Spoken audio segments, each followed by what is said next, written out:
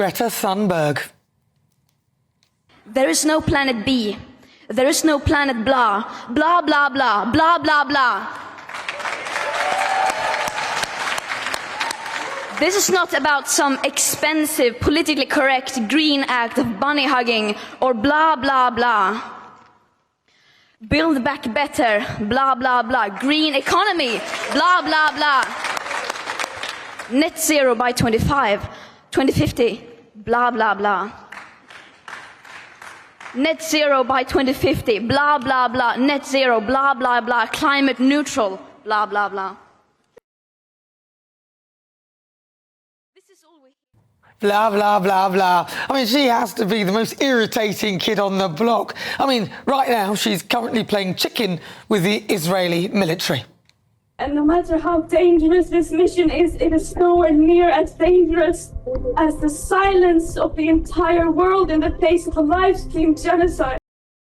Now, Sheikha first came to prominence as a precocious teen, encouraging other kids to skip school because, in her view, the world was coming to an end because of the climate change that she believed mankind is causing. This is all wrong. I shouldn't be up here. I should be back in school on the other side of the ocean. Yet you all come to us young people for hope. How dare you? You have stolen my dreams and my childhood with your empty words, and yet I'm one of the lucky ones. People are suffering, people are dying, entire ecosystems are collapsing. We are in the beginning of a mass extinction, and all you can talk about is money and fairy tales of eternal economic growth. How dare you? Sorry, I shouldn't laugh. I mean, she's making some valid points, I guess. But unfortunately for her, people got a little bit weary about her bleating on about the climate. So she changed tack and jumped on the Free Palestine bandwagon, which inadvertently means she appears to be supporting Hamas, who couldn't give two hoots about her.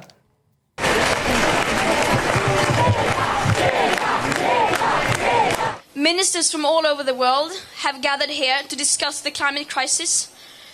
And they are pretending that they have solutions to the climate crisis and that they are taking sufficient action. But we see through their lies and we see through their blah, blah, blah, and we are tired of it. Right, so she's currently on her way to deliver aid to Gaza. Now, the ship called the Madeleine set sail last Sunday from Sicily and is operated by the Freedom Flotilla Coalition. A previous attempt was thwarted. And right now, as you said, the mission is to get to Gaza to be able to deliver and distribute the humanitarian aid that we're carrying. But again, not saying anything in times of injustice, when we are facing genocide, to be silent is by far a bigger risk. The Israeli military have threatened to take whatever measures necessary to stop an aid boat carrying Greta Thunberg from reaching Gaza. I mean, she is totally annoying, isn't she? Her best moment, though, had to be her takedown of Andrew Tate on X. I mean, that was a good one. Ironically, Andrew has come out in support of her trip to Gaza. He posted, "I support Greta Thunberg. She's given up the climate scam and is attacking the real issue." See, the problem with people like Greta and indeed Dawn French with her antagonistic post that she eventually took down and apologised for, the problem with these people is that they are talking from their ivory tower. They do not understand the complexities of the situation. They haven't got a clue about the mindset behind groups like Hamas, who are quite happy to sacrifice their own people for their cause, which in this case Hamas have made no secret of. So Greta, turn your boat back. You are not invincible, and war is a serious business.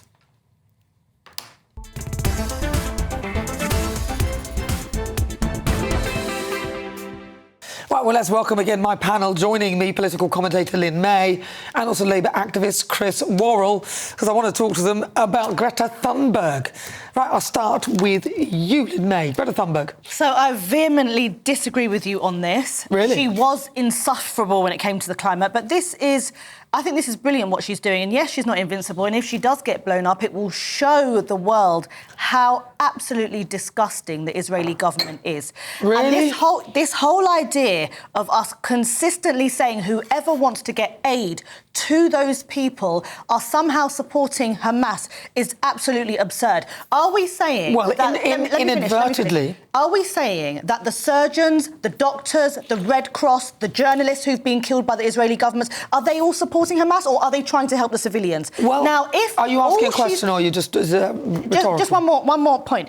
If she is trying to get aid there, the IDF are such a powerful military, they could easily let her arrive, make sure she has no weapons, and let her deliver the aid. Why would they want to stop aid? Why would they want to stop aid? OK, so you Like they have been doing for months. This is not a false ending now, I can answer. Is this... Lots of false endings and rhetorical questions in there. I didn't know when to begin. Yes. OK, look, first of all, the Israelis have actually done everything they can to protect the people of the country. And these are some of the examples. I think...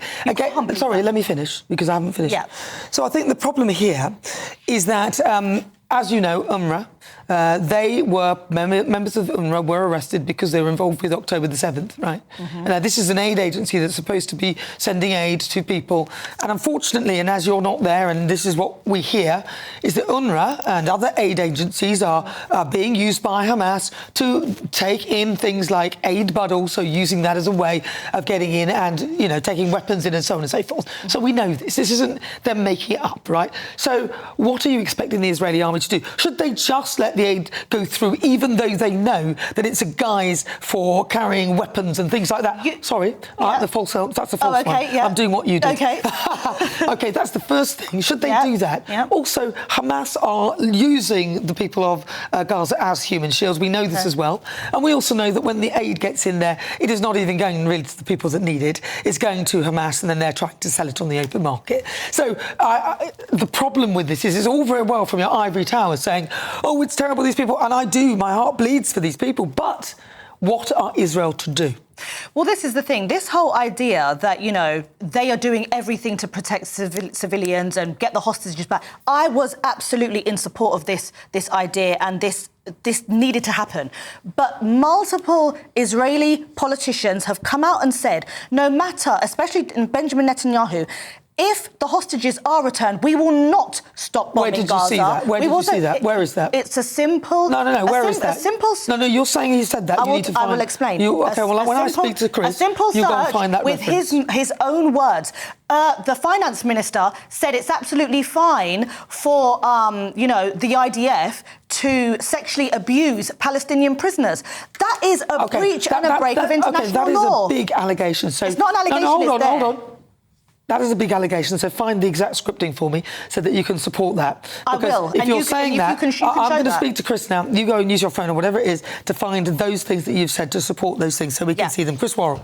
I mean, she says she's getting tired of blah, blah, blah, but she's found time to jump on a boat for the double standards. There's a geezer called Tiago Avila.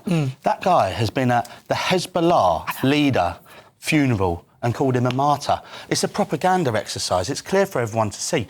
Everything she jumps on is just propaganda. And she's insufferable when she's coming out with all this whiny voices and stuff. I find it just puts people off. And there might be a genuine cause. And I understand, you know, no one wants to see kids getting killed. And, you know, we'd like to see release of hostages. I think they found the body of that Thai fella who was just working over in Israel that was captured on October the 7th. And we've seen Dawn French with absolutely sort of disgusting comments coming out, just sort of playing down October the 7th like it never happened. Well, she did apologise. Well, yeah, I mean, does it go far enough when you're happy to mock it in the first place? But back to Greta Thunberg, what are they trying to achieve? It's clear that when you're on a boat with a Hezbollah fanboy, this isn't some sort of charity mission.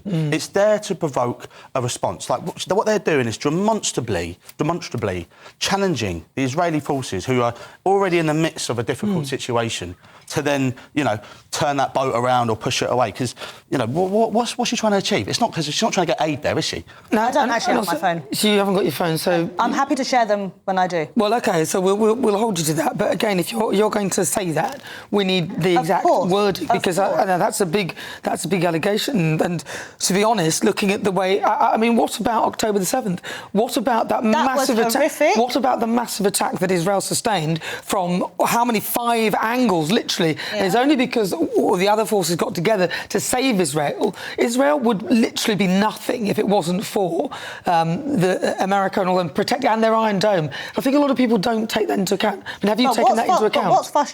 What's frustrating, Nana, is people keep on pointing to this October the 7th. It's horrific what happened. I condemn repeatedly what Hamas did. But then why don't we ever look back and see where this started? On the parliamentary On the parliamentary UK pages, it said the first terrorists were Ergun Israeli terrorists. Are you trying to justify it? What you're saying? No, I am not. No, because on one... we can't you start are. it in the middle of an event. You have just done what many people do. I do not justify it. No.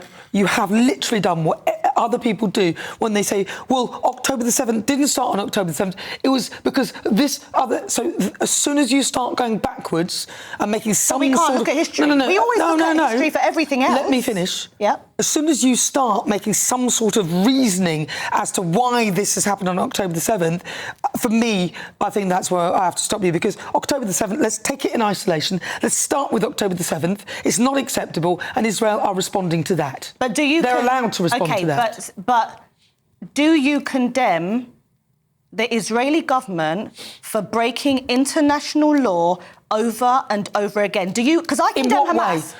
In what way have they broken international law? So be clear, because I think it's war. Food.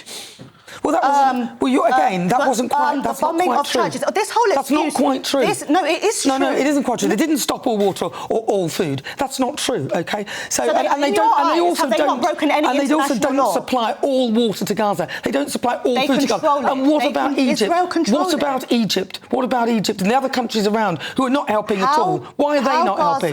How Gaza gets their water is under Israeli control. And they have broken international law by now wiping out the rest of the West Bank, and they're building 22 settlements. Do you condemn that? I think you need to go and do some more research. Listen, the point of this is... Do you condemn that, The point of this is... The settlements. Do you condemn the settlements? I don't have the illegal settlements. Do you condemn it? You're talking and you're asking me to answer, right? OK. I don't have enough detail about the settlements and the whole story. But about everything else you do? No. I didn't say I do have... I don't have detail about everything else. And I'd be foolish to say that, OK? Yeah. What I see October the 7th, which I think is horrendous, and then I see Hamas, who are using their own people as human shields, and I see Hamas not returning hostages. They are still bombing Israel, and I see a load of people who are completely ill-educated on what is happening in the actual war right now, acting as though they would support Hamas. And all this Greta Thunberg and people like that, they're not helping. They're not helping the Israelis. They're not helping anybody. Hamas couldn't give 2 hoots about them, and I think these people need to get real. That's what I see. Anyway, but what do you see? tvnews.com/say. Chris Wall, I'll come over to you. Your final words on that. No, I mean, I think I couldn't agree more. Now, at the end of the day, you know, we talk about history. Amin al-Hassani, if you go back to World War II, fought with the Nazis. World War I, the mandatory Palestine advocates were on the side of the Germans again. It's like, we can't... If you lose a war, your borders get changed, and people just can't accept that fact. And they've tried a two-state solution so many times, and, you know, I think that is the way they need to go, but it doesn't look like it's going to happen anytime soon. Yeah, I mean, like, going back... Over history, where do we start? Where do we begin? Do we start at the beginning of mankind? Israel are responding specifically to October the 7th. Hamas have been diabolical. Nobody wants to see people dying. So what is the solution? Well, I'd like them all to stop fighting, full stop, actually.